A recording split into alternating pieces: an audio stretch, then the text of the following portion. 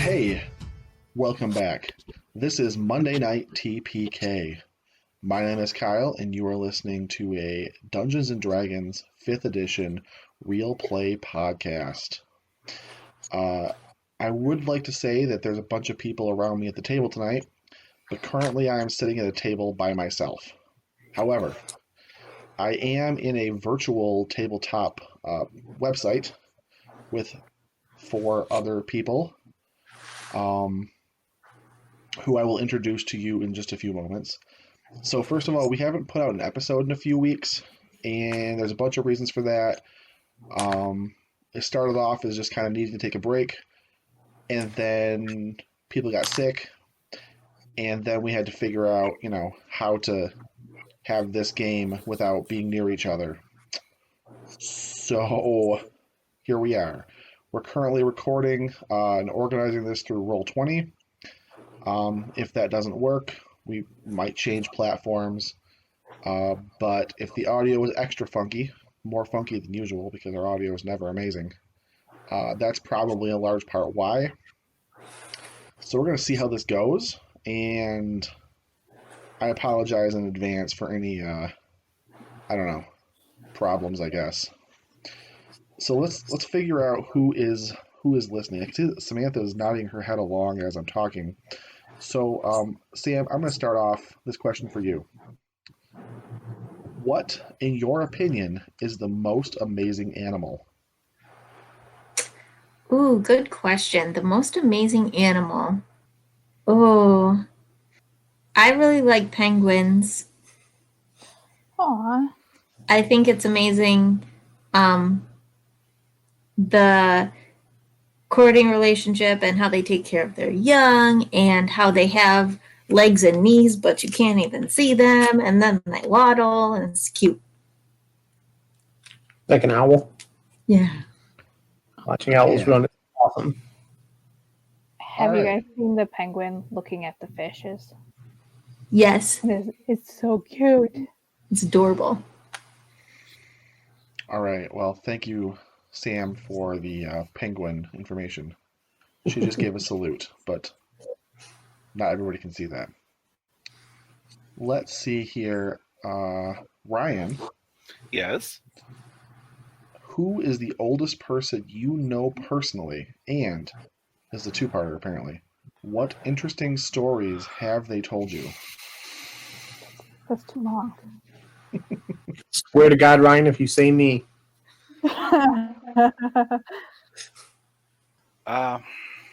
Long time ago, when I was a mere cart pusher at Superstore, I worked with a guy named, I forgot his name.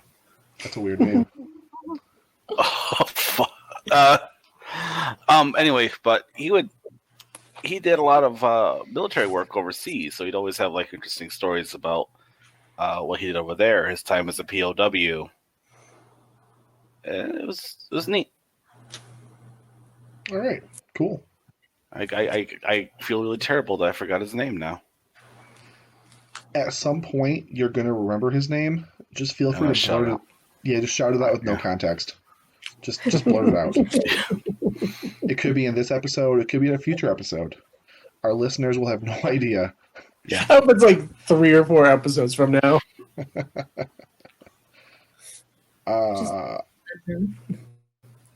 Larry! Let's see here. Dana. Yeah.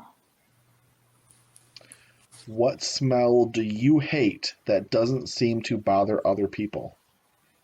The smell of Cheerios, like, goddamn.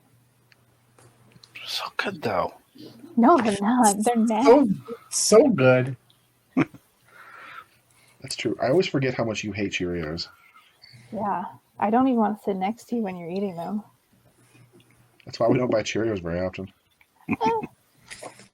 I almost bought Cheerios on Friday.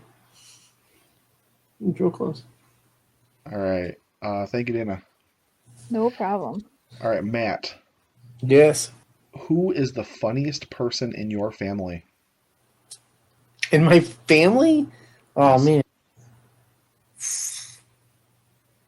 That's hard. He's gonna say me. I mean, he's gonna say himself. Yeah.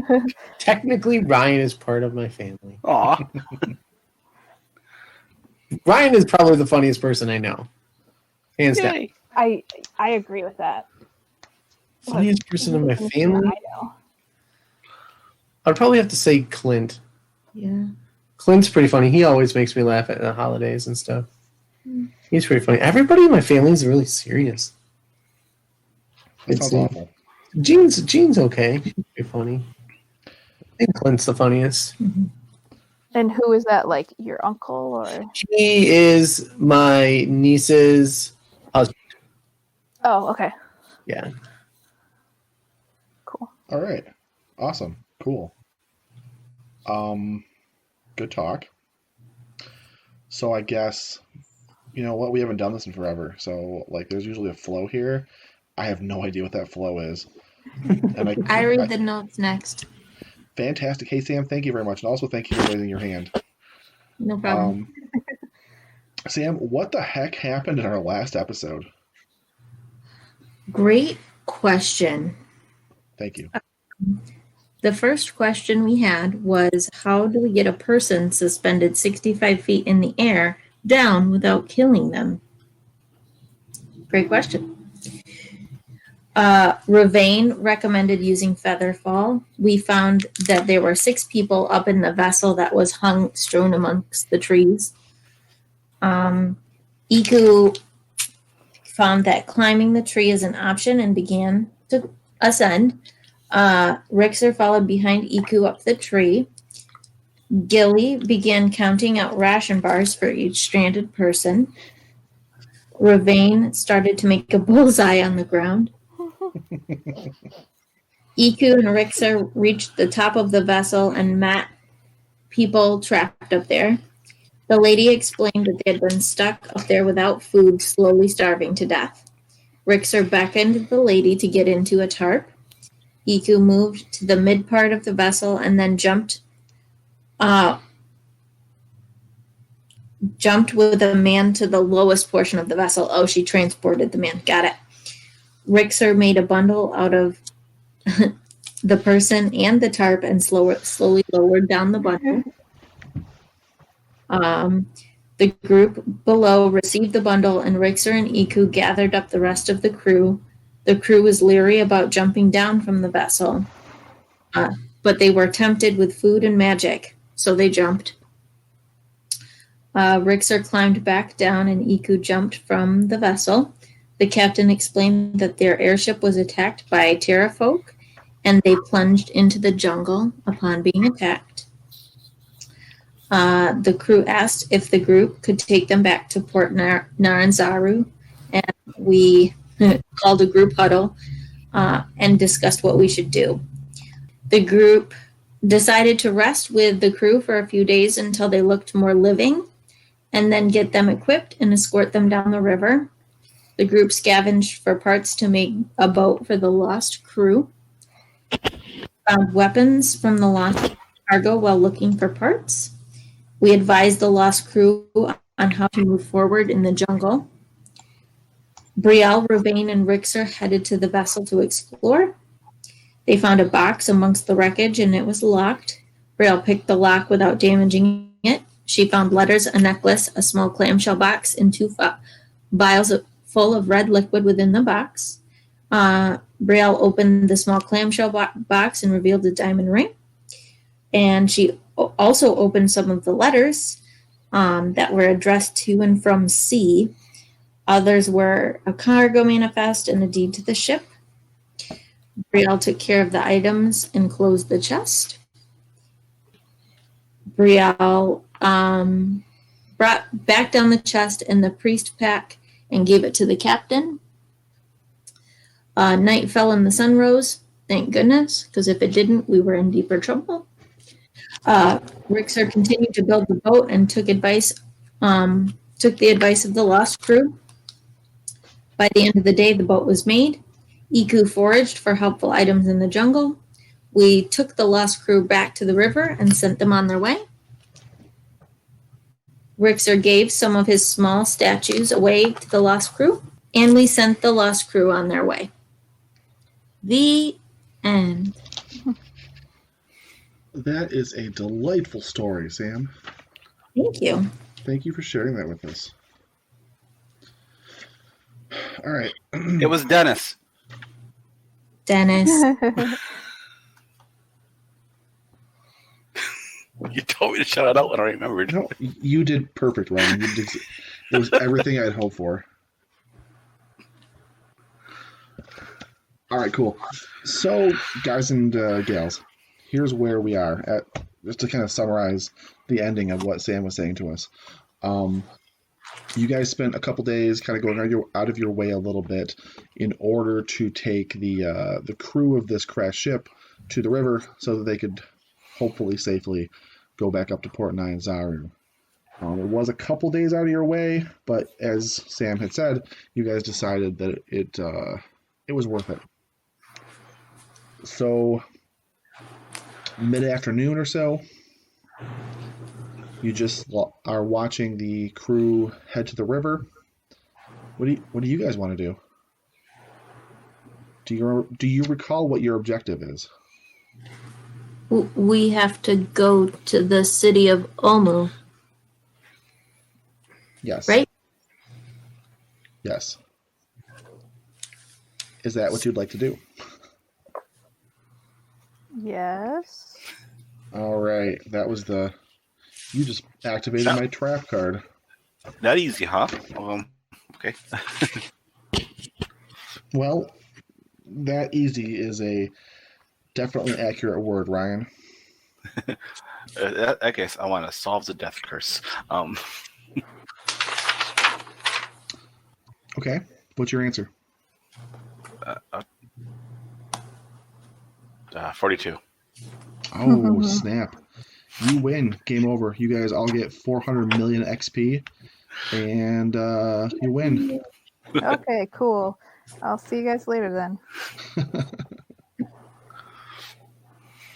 All right. So Iku, as your guide, leads you back into the jungle, away from the river, where your newfound friends are leaving. And you guys had previously decided that you were going to avoid the more densely undeadified parts of the jungle. Correct. Cool. So it's going to take you several days. But because you guys are kind of going very carefully, because you're deliberately trying to avoid the undead,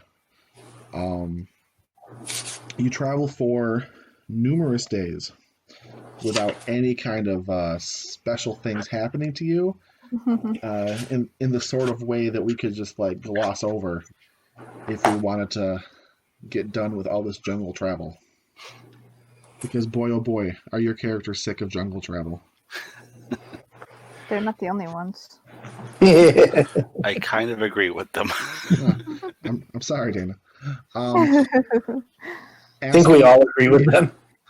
If you want to know the exact number of days that your party travels, ask me later, and I will give you that I'll number. have to anyways to mark it on the map.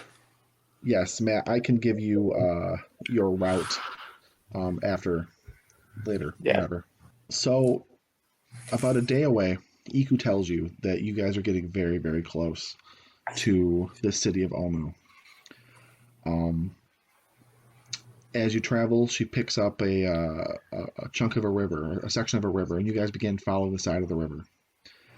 And then she decides that it's probably going to be best for you to camp such that you'll be able to arrive at the city of Omu the following morning. So the night passes, everything is relatively calm, peaceful. And then the next morning you get up and you're following this river, and you guys have followed lots of rivers. You're sick of rivers. As you go, though, you guys begin to hear the sound of water crashing, and very quickly realize what you're hearing is a waterfall.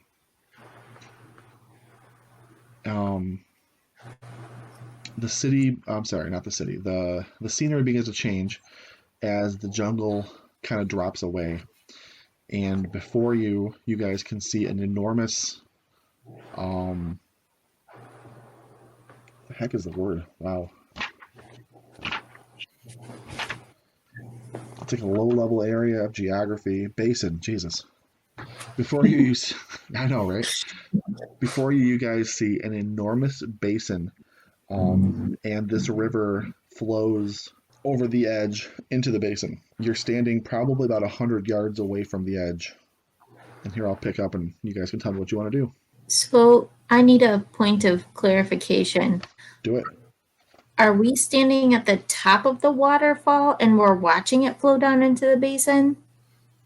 So you guys are not at the very edge of it, but you're about 100 feet or so away from where the river flows down into the basin. Okay.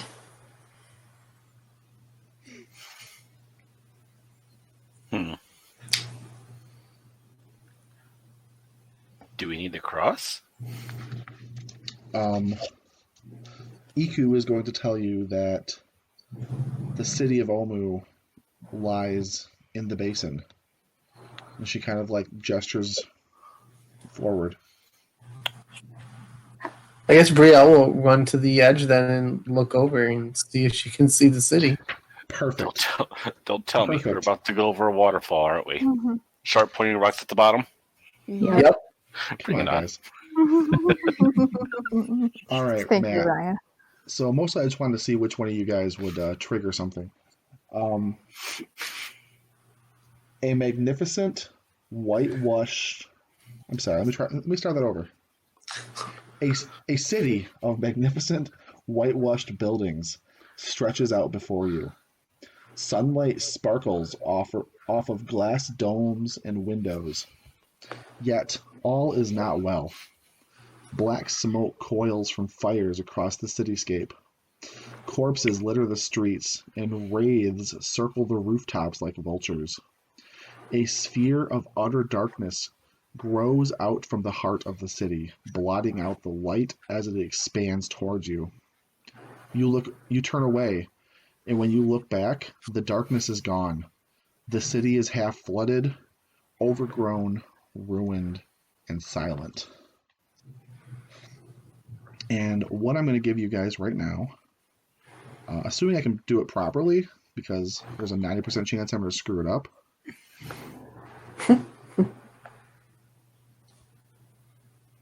You did it. Oh. Holy cow. For the listeners, Kyle just gave us a map. It did. So at the top of this map, you're going to see a waterfall on the right-hand side, and you're going to see where it flows. And this is this. Yep, thank you, Matt. Or Sam, or yep, Team Sam. Yep. Sam got it. Yeah. You are looking into the city, and you can see that a large section of it is flooded. You can see the floodwaters fill the streets. They go right up into and just past this kind of large circular section of the town. Clear across. If you guys scroll to the bottom of the map, you wouldn't be able to see super detail from where you're at, but you can see large columns of smoke and steam billowing up, probably obscuring this bottom third where the lava is. You guys can see on this map. But you'll be able to see the buildings. You'll be able to see the roads. If you guys look west, straight west of where you're at right now, you're going to be able to make out the shape of a large auditorium that kind of has its back against the far side of the basin. Iku will... Oops. Yes, Ryan. Iku will come up to you and tell you that this is the city of Omu. Oh. Can you ping the auditorium again?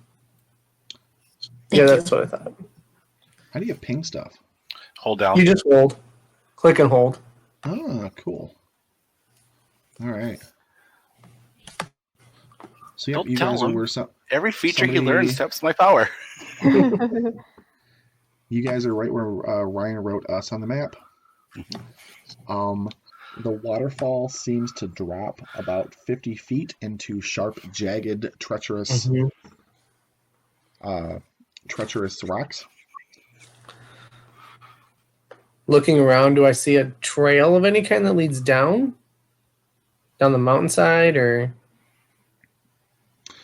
From where you're at, no. But give me a perception check, Matt. Ooh, that's really good. 20 unnatural. Cool. So you definitely do not see a trail from where you're at.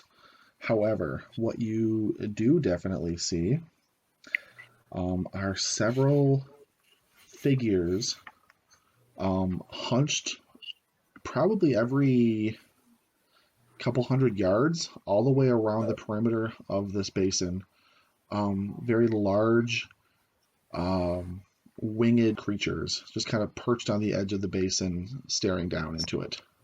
Gilly's gonna ask Iku, so how do we get down there?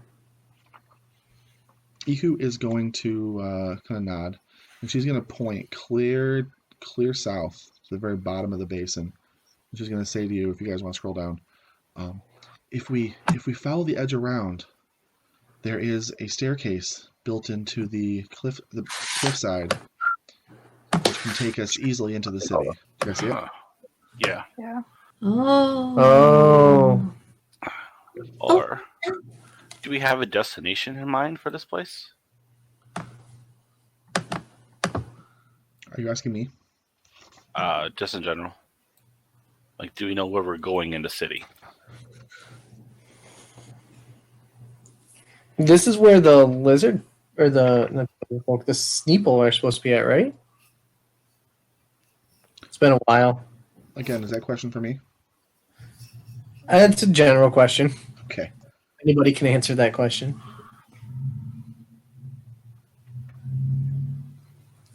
I do believe we are sent here. We have to dispose of someone.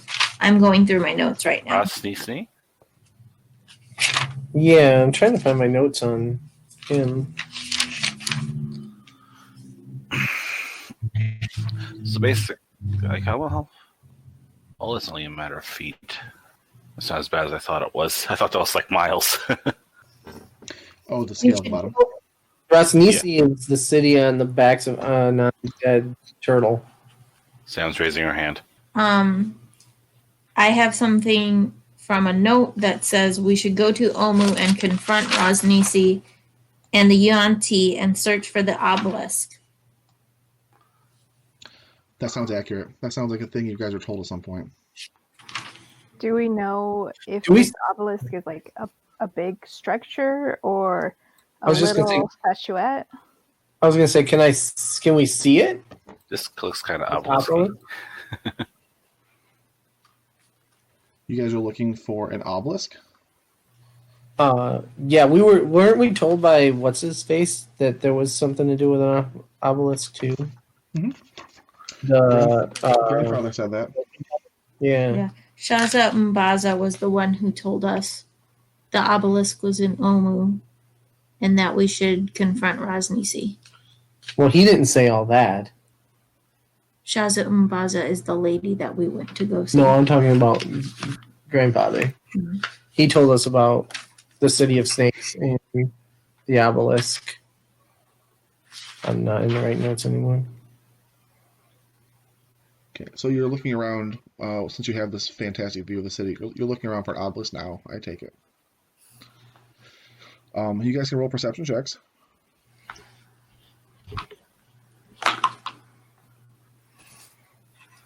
How do you do that again?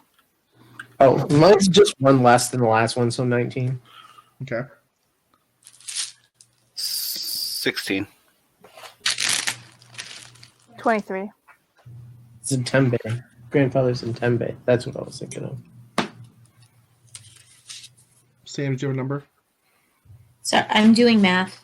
I got 9.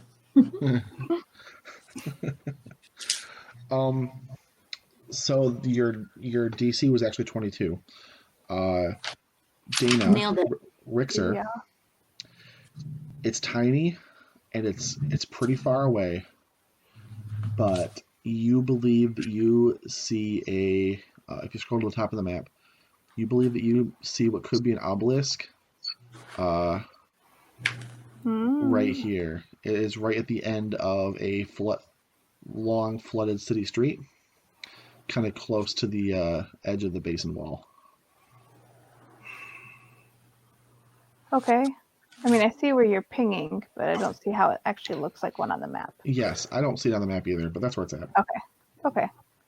Well then, I'll point it out. Like, It's a tall building. is that what we're looking for? That right over there, guys? It's right there. I don't know. I'm too short. I can't see. You want me to lift you up? Sure. So Rixer's gonna like pick you up at your waist and hold you up like as high as you can, like Simba style. Can I make another perception check? Sure. With advantage. Yes. I mean, really, anybody can right now since Rixer is pointing out the direction it is. Yeah, no, that was way lower. 23. Oh yeah, Gilly definitely sees it. So here. Brielle is still struggle busting. That was way worse. I rolled a 9 on the die that time. You got distracted because you see something large moving around the auditorium. Ooh. Brielle's going to point to that. It only was flat. It was fleeting. Only saw it for a moment. But you saw something over by the auditorium that caught your eye. So you totally can't see the obelisk. Ryan, what'd you get? For perception? Yeah. Not good. Is that with advantage? 10. With advantage? No. Do I get advantage? Yeah. All right. A little better. 15. Yeah, you're still 17. Sorry. You're still looking around. That's okay. It's really far away. Everyone else says I see it. Brielle's going to sign to Gilly that she saw something big over by the auditorium. Point at it. Oh no, there's something big like swimming over by the auditorium. I'm assuming walking? Yeah. Yeah. No, walking. The water's there, and she's going to point at the water. Say there's ground over there. Oh, that auditorium. All the way over there. And she points away to the right direction of the auditorium. Well, if the way to get down is south, we have our heading. Are you guys going to go straight south to kind of like the southeast, or are you going to go up and around to the west? Well, the stairs are on the west side, right? They are on the bottom. Yes. Go down and around. Either way, we're going around. Kyle? Brian? Did you say that there was like creatures like hunched along here? That is what Brielle saw. All right. Kind of like intermixed. Do they just look like statues? Yeah. Yeah. So with the shape of this basin, I think it might potentially be shorter to go south and then west rather than along the top and then down. Okay. But Yeah. that's just like visually how it looks on the map. I was thinking the same.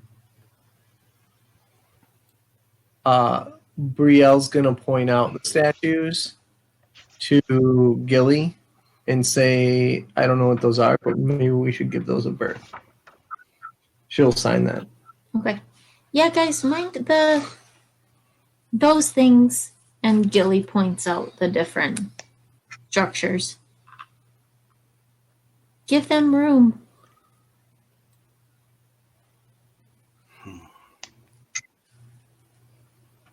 So, you guys Social are- distancing. social distancing.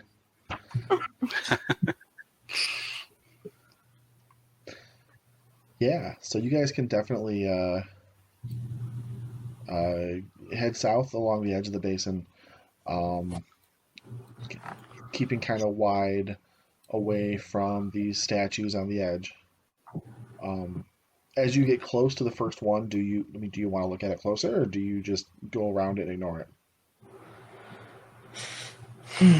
I mean, I'll give it a gander. Sure. You'll give it a gander. What does that mean, Matt? I'll roll a perception check if that's what you want to perceive it better. We can do I that. don't know if I want to get close enough for an investigation check.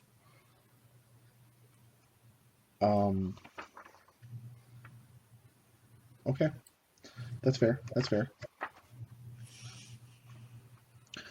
Give me a perception. 20. Rolling a lot of 16s and 17s. You see a vine-draped gargoyle perching on the cliff top, staring down at the ruined city.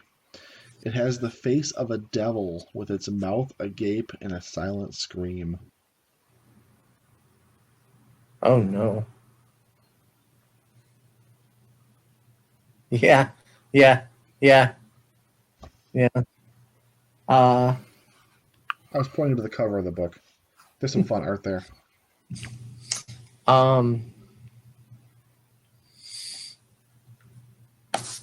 Probably never seen anything like this before. Matt knows what it is. As long as there's no reason to touch it, she's gonna keep a berth. I mean, you can totally go wide.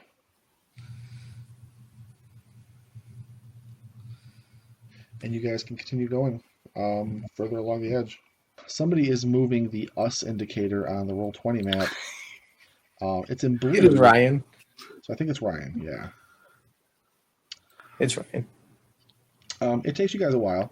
And as you move, you definitely get a pretty good view of, what's going on in the city.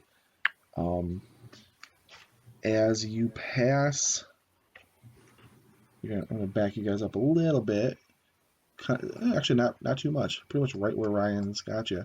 As you guys can look down there, you can see what looks to be a small shrine with a wall around it, just outside of the very large circular area.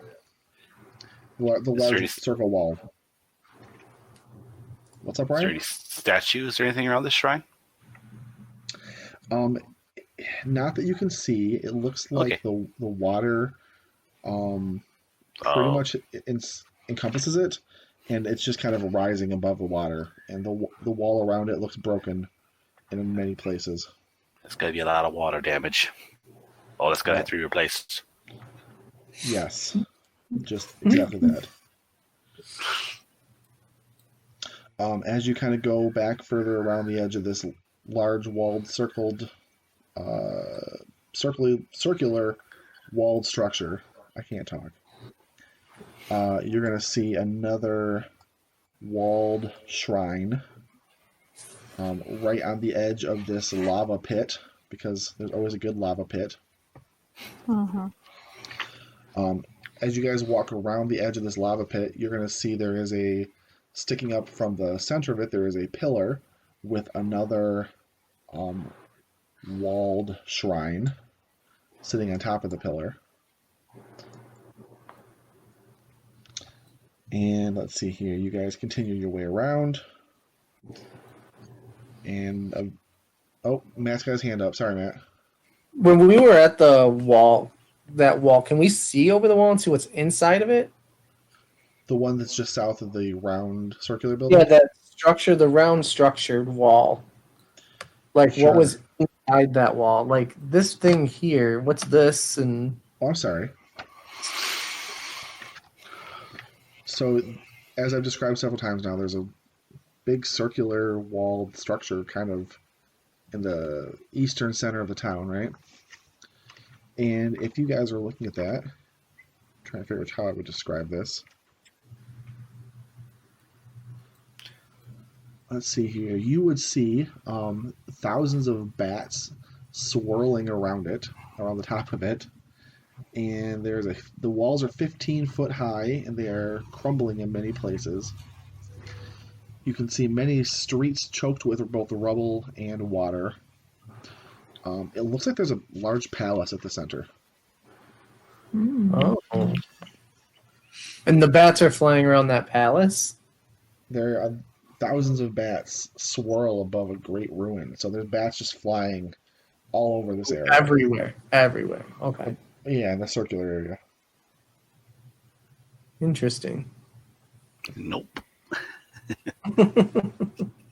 That's not ominous at all. Not at all.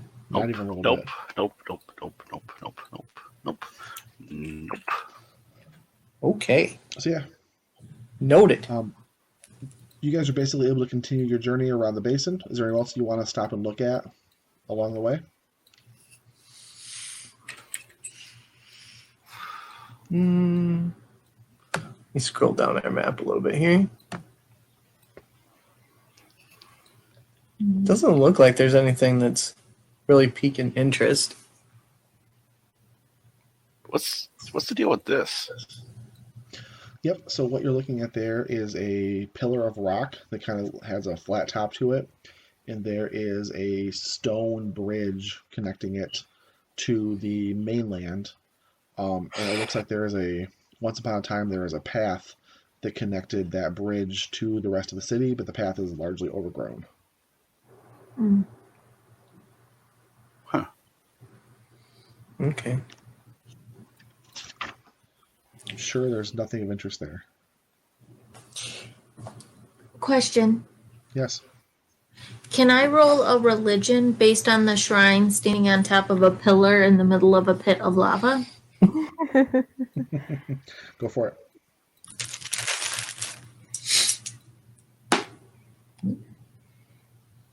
$11 plus 4 is 15.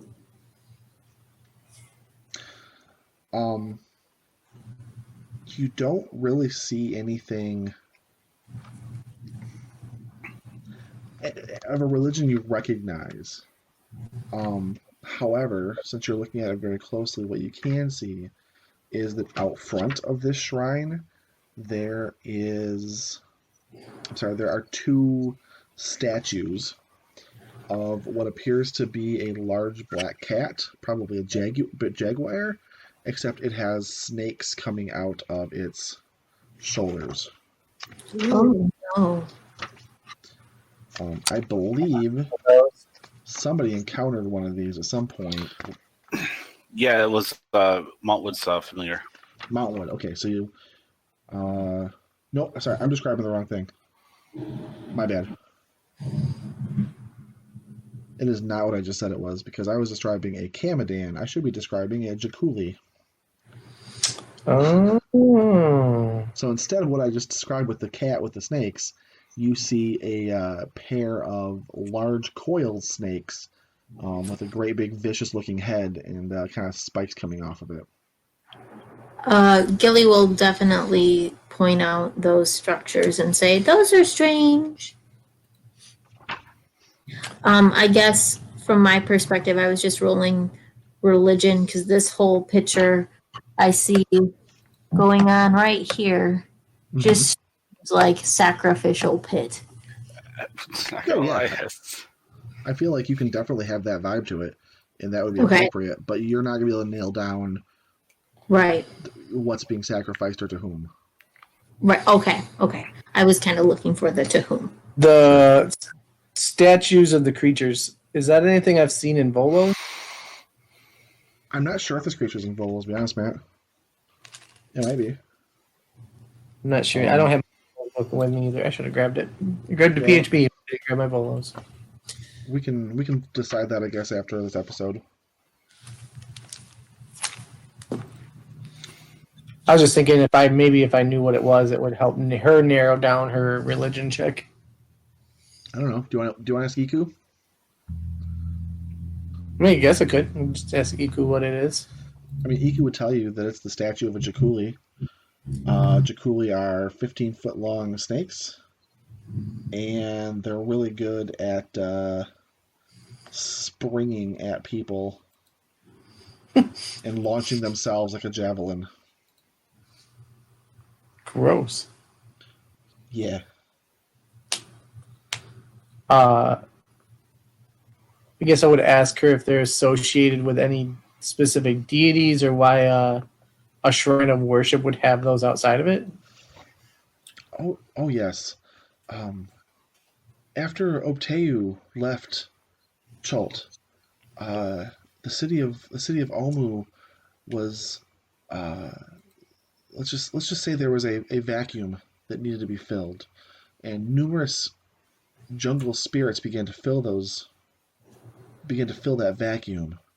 Um, what you see there is one of the 9 trickster gods that came into Omu and was worshipped by the people who lived here. Interesting. I believe what we see there uh, is a shrine dedicated to the god Moa. Oh. Move on, I guess. Yeah, you guys are able to. Sorry, Sam. Go ahead. Gilly was just gonna say that doesn't sound fun. She will shrug. She does that sometimes. Okay, you guys are able to finish walking along the basin until you're able to descend some stairs. A guardhouse stands near the entrance to the city.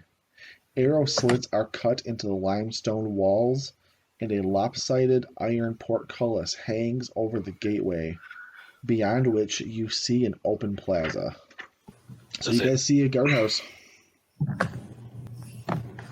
That would be this. That would be that structure, yes. It is a very simple, kind of long rectangular structure. Just past it, you're going to see a portcullis that opens up into the city further. On the map, you guys can just kind of make it out. Okay. We'll make a few signs and say that maybe we should move quietly from this point on, which at least Rixer probably knows by now. I don't know about the wizard. I mean, if it's like an I know obvious his name. sign, Oh, I always forget his name. Ravain? Ravain. Gilly will look at Ruvain and kind of point to him and then put her finger up to her lips and then like set out her left hand and in the palm of her left hand yeah, used that's pretty easy to understand. and walk. Sadly, I don't have that one spell. All right, so what are you guys doing besides walking quietly? Just stealth our way in. Yeah, cool. Check at that guardhouse as we're moving on. You guys approach the guardhouse, and it is Yeah, we'll definitely probably move ahead of the group just a little bit, and stealth up to that guardhouse and kind of hug the wall and take a gander into the first hole that she can see that goes in. It appears to be still and quiet. There's kind of a dim light inside of the guardhouse, but you don't see anything moving around. The torchlight or hooded lantern light? Inside of it, neither. It's just light coming in through the arrow slits. Oh, going in through the holes. Okay. Yeah. For the windows.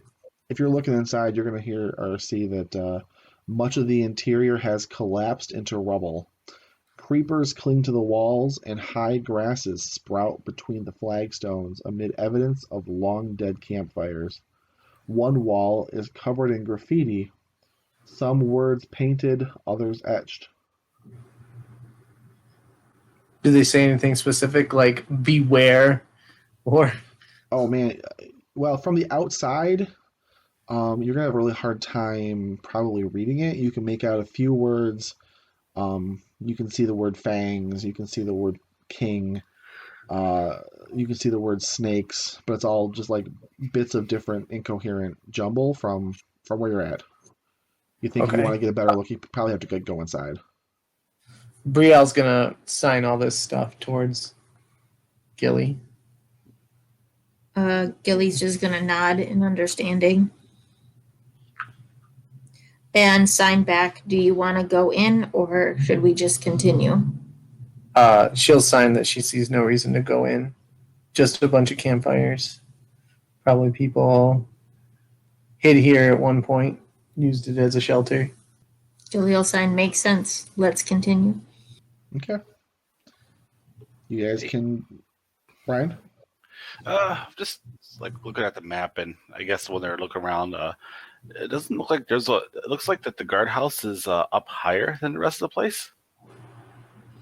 Yeah, you can definitely kind of find a very easy switchback staircase kind of built into the side of the cliff. Okay, all To right. go down to the next level.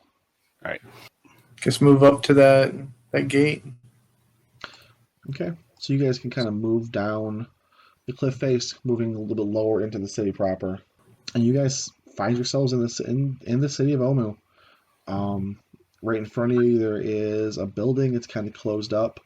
At least there's doors that are closed. It's dark. It's quiet.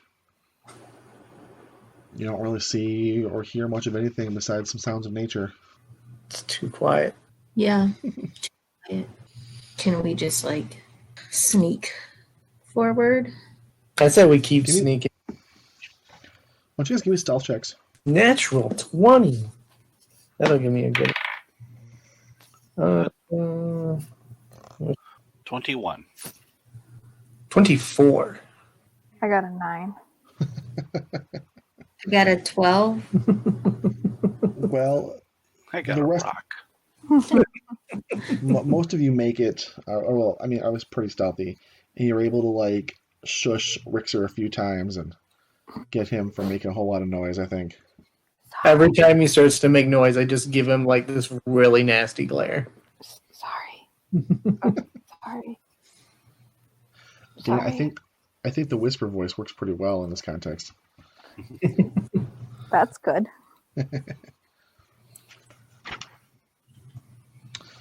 All right, cool.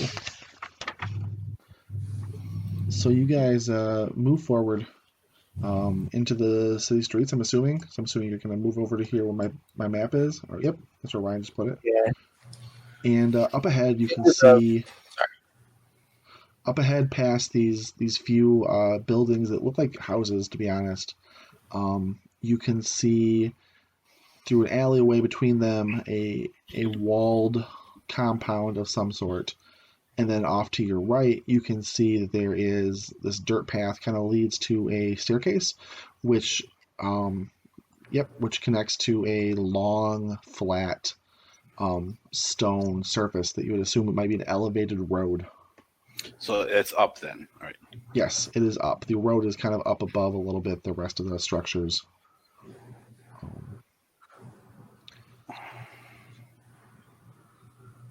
I feel like taking that's a bad idea.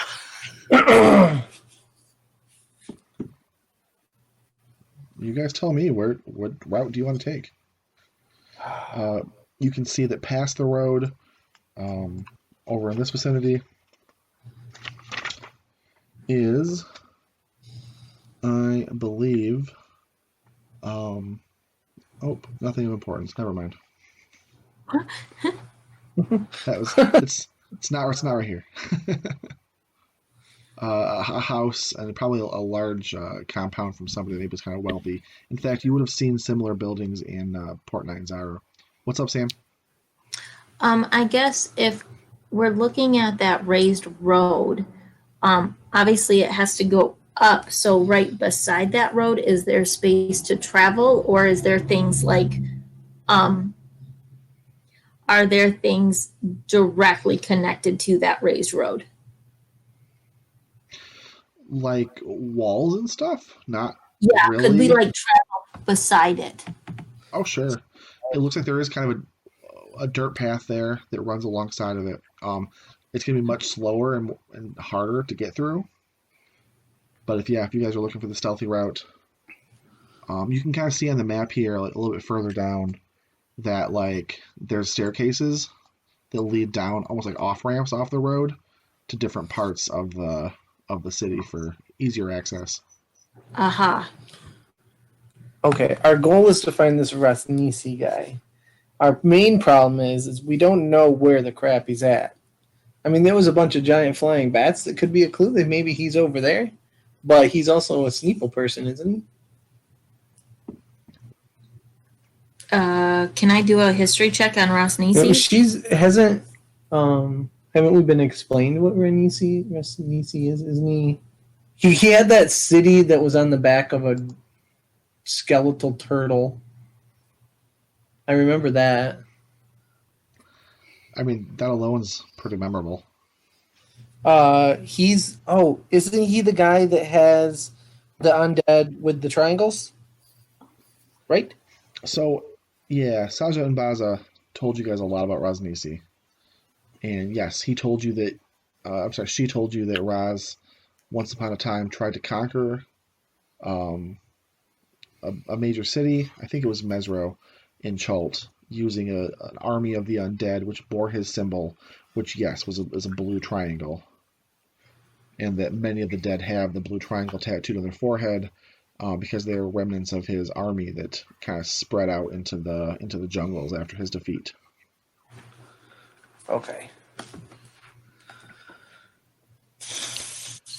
You were also told that after his defeat, he ended up allying himself with the Yuan-Ti, and that at some point he undertook a ritual to transform himself into a Yuan-Ti. Yeah.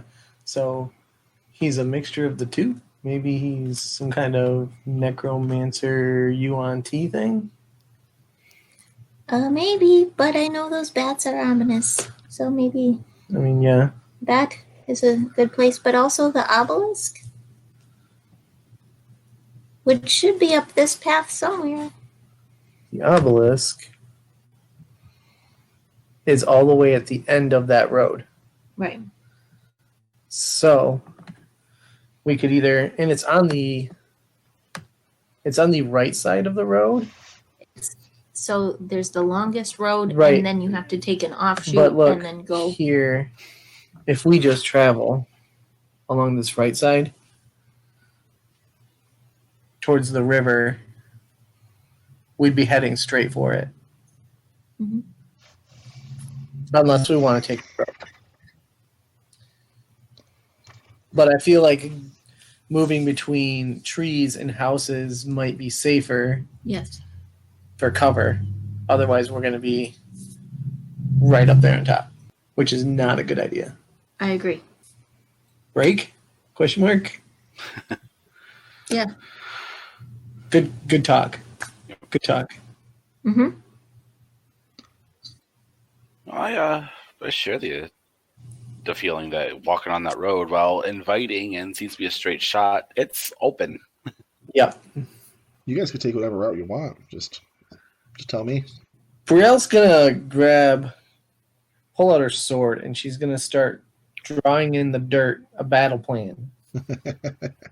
And she's gonna draw the road and these buildings, like little mock-ups of them, and then draw like an arrow that says we should go this way around, and draw like the obelisk at the end and say goal.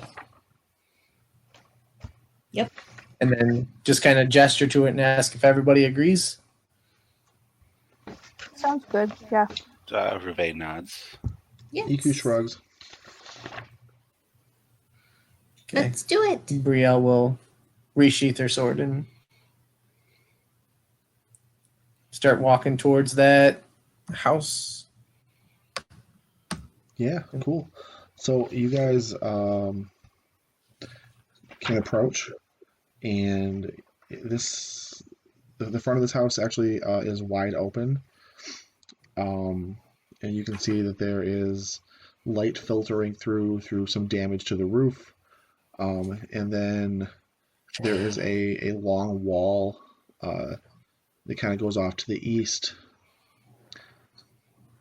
But I'm assuming you guys want to take the western wall so you can go between the road and that house. We want to keep hidden as much as possible. Let's Sure. see if I can do this. Oh, do you want to draw it here? Do you want me to do it? Draw like a little path. Oh, I was thinking. Okay. That's fine. Unless we can go through here. Yeah, that's can what- we fit through here? Yes. You totally can. Forget this. Forget that. We're gonna squeeze through here. And I head. can't remove that one.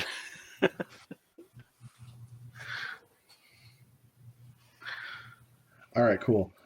So you guys are able to kind of like squeeze through there, and the foliage is very, very thick, to the point where you're gonna have to like get your swords out and basically start hacking at it to be able to easily make your path. So it slows you down considerably, but yeah, you guys can move past this house. You can move past the second house after it, and you kind of move into this. It's a bit more clear. It's a bit more clear here, and there's some taller trees. Actually, I'm having it right here. Some taller trees, and you can see the wall of a shrine, just past this clear area. Which you can choose to ignore if you'd like. This one or this one? So this space right here where I'm clicking, you guys are seeing the wall of it. That looks like some of the other shrines you guys had passed as you guys were walking in. Is there any iconology about this one, like statues or sigils? Yep. So, you guys can see carvings in the walls, and maybe even like bits of paint here and there, still showing it off. I want to make sure I'm 110% on what you're looking at here. You guys are looking at this one's a Kamadan, so you guys are looking at. That's the leopard with the snakes, right? Yep, the leopard Right. with the snakes in its shoulders. Brielle will sign to Gilly and ask, do we want to check out these shrines now, passing one, and just loop by the cliffside? Back up towards the river? Yelly will sign back. We can if it's okay with the rest of the group.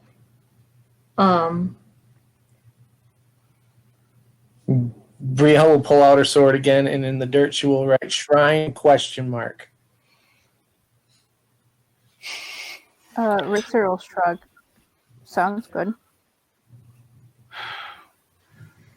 Ravain lowers his head and sighs. He says, I want to. I really do. So much. But we have a mission, and the last time we went and did something like this, it was almost the end. Brielle will make a gesture that basically symbolizes a valid point. And she will just start moving forward the way we were already going. It's going to change it to red. It doesn't matter.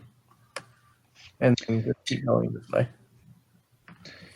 Yeah, you guys can bypass it. That's what the plan is.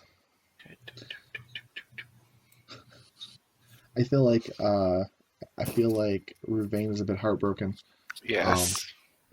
But you guys can carry on forward, and you come to the set of steps that lead back up into the main road, if you so wish. Or there is a clearing that looks like it may have once been a dirt path that goes straight to the edge of the lava pit. Actually, where the flooding flows down into the lava pit. Okay. I mean, Gilly will motion straight forward, going around the stairs and then back in between. Brielle will basically, I mean, I guess you could cast Thaumaturgy at this point because it's low enough. And we don't see anybody around, right? As we come out of around this next building, just like to make a perception check to see if we notice anybody. It is. I mean, yeah. Roll it. That's not bad. I think that's a 14, or is it a 13? 13. No, nothing. Brielle will cast Thaumaturgy, and she'll say we can stick next to the wall, or we can move towards the river, but I feel like it's best to stick by the wall. I agree. Mm-hmm. Safety wall. Safe. Pretty much. All right. So, sorry. Go ahead, Sam. I was just going to say continue skirting between the The road. buildings and the wall. Yeah. Every time we come around a building, Brielle will look around and make sure there's nobody around, Cool. and then dash across to the next house, and then have everybody follow. Yep. So you guys are able to go pretty far. You're going to go past another staircase that leads up into the main road. However, you guys approach basically the front door of what appears to be yet another shrine. Stop tempting me. And this time, like, you guys are right at the entryway. Let me describe that to you. Cracked monoliths flank the entrance to this ruin. Saw-edged ferns grow in the courtyard between broken flagstones. A pair of stone doors provide entry to a large, flat-roofed ruin. And you can see iconography all over the place, essentially, featuring a big, fat rabbit with a horn sticking out of the center of its head. So cute. I know. I've seen that picture. It's so cute. One of you guys has or had a golden statue of this creature? Somebody did, and I don't remember. It was not me. It might have been Brielle. I think it's Brielle. It's not written in her inventory, but it could be in group inventory, which is just because she would have just put it in a pack.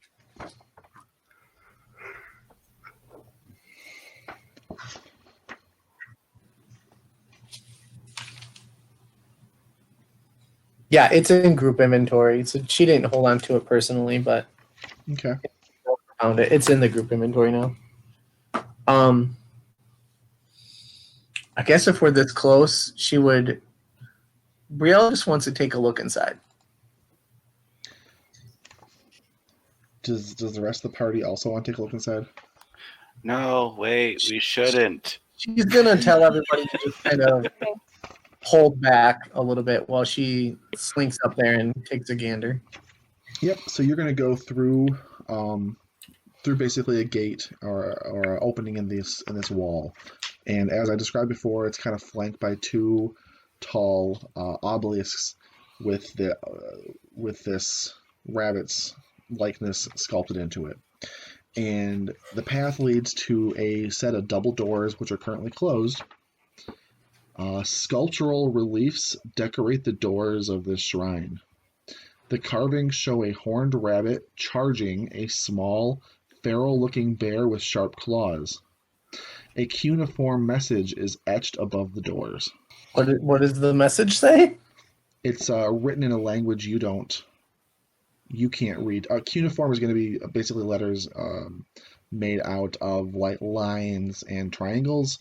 Think the script used by like the ancient Sumerians or other Mesopotamians. Okay, I know what you're talking about. How big is that lettering? I mean, each letter is probably a good 6 to 8 inches high. Those are pretty big. Are you guys at the gate or? If you told us to stay back, we're going to stay back wherever you told us to. I imagine we were maybe like 4 feet away or so, and you moved yourself forward a little bit. Yeah. Brielle's gonna point at that and then sign towards Iku to see if she knows what it means. Sure. So Iku is going to come up, and she will tell you, "Oh, that is old Omoan.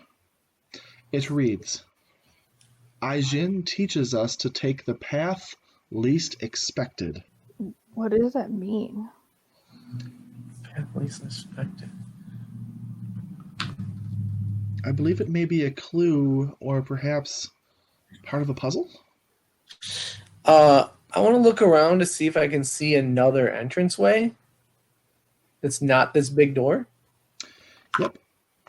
So I am going to have a map for you. All right. So Brielle is standing in front of this shrine.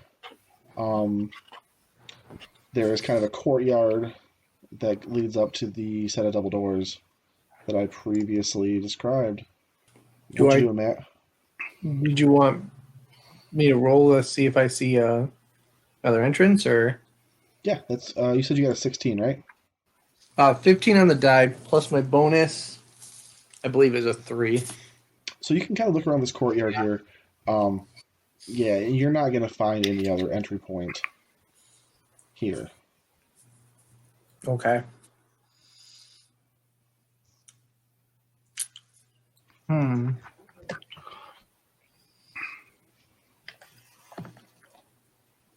There could be another entrance. Or it might refer to what's on the inside. Oh, you know what? I'm sorry, I did miss something. My bad. Okay. This particular shrine is like between 2 pages, so I missed this part here.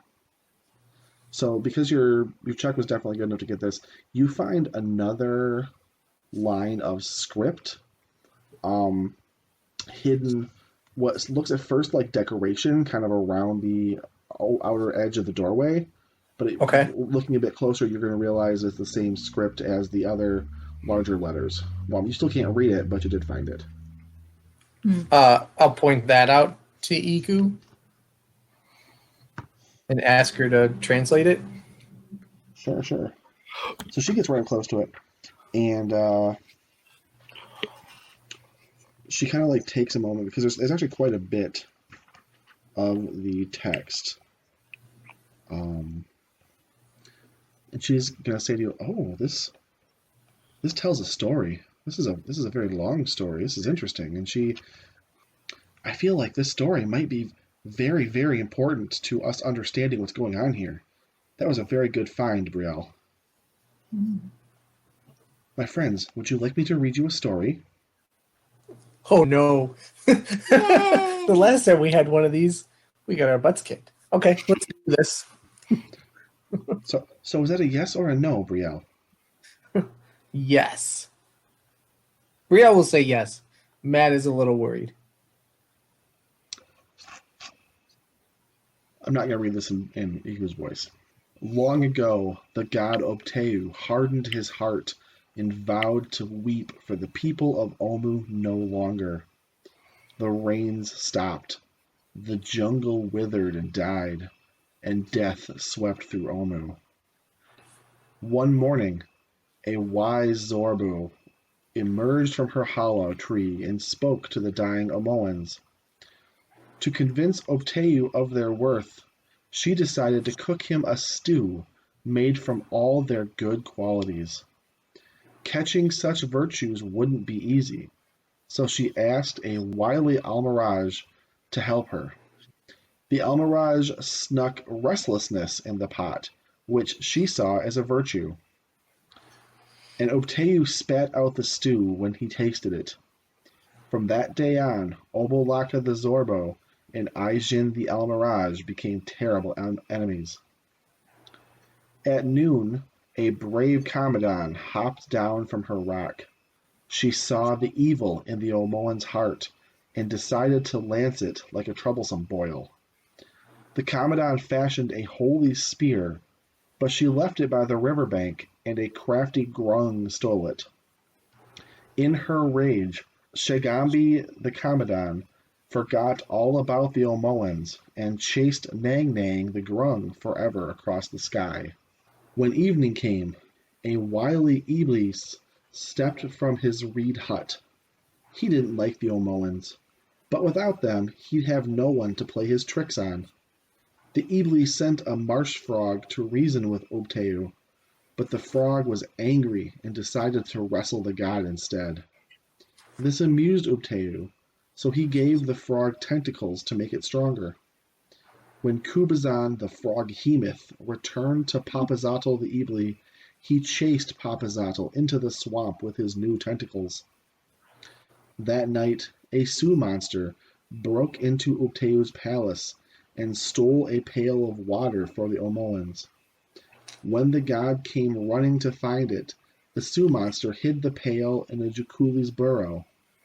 Ukteu asked the jungle animals where his water was hidden, and Moa, the Jakuli, was too honest to lie. When Wongo the Sioux monster found out how Moa had betrayed him, he vowed to catch the Jakuli and eat him up. All the while, Unk the flail snail lived deep under the earth. The noise of the other animals fighting made her slither up to the surface, and when day dawned over her shell, the light blinded Ukteu and made his eyes water. Life returned to Omu, and the people built shrines to honor the animals who saved them. The end. So, all of these shrines are a creature from the story? Yeah. Because we saw at least 3 of those creatures, right? And statues at the shrines. Okay. I'm not saying the same character. Oh. Because you're not near me. Mm. I'm just reconfirming. So, Brielle will kind of head back towards the group. And she will cast Thaumaturgy. And she will say, the shrine seems like another puzzle like the last one. There's a long story. Inside, there's probably going to be traps related to each of the stories. Points. So, do we brave it and find what's inside, or safely move on? Because the last time, not gonna lie, we almost died. Against my desires, I still think we should move on.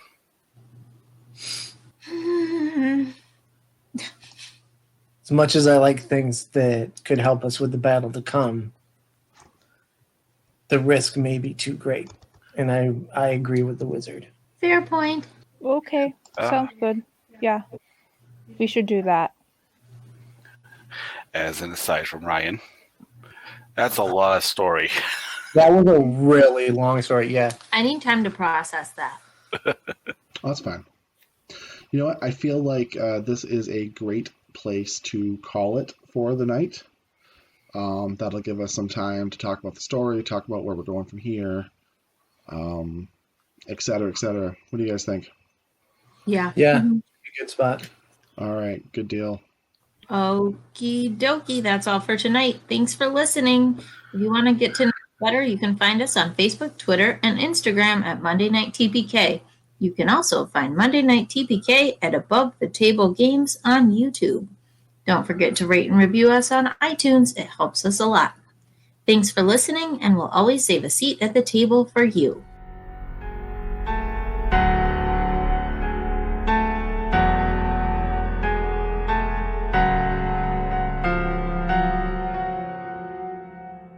We're back.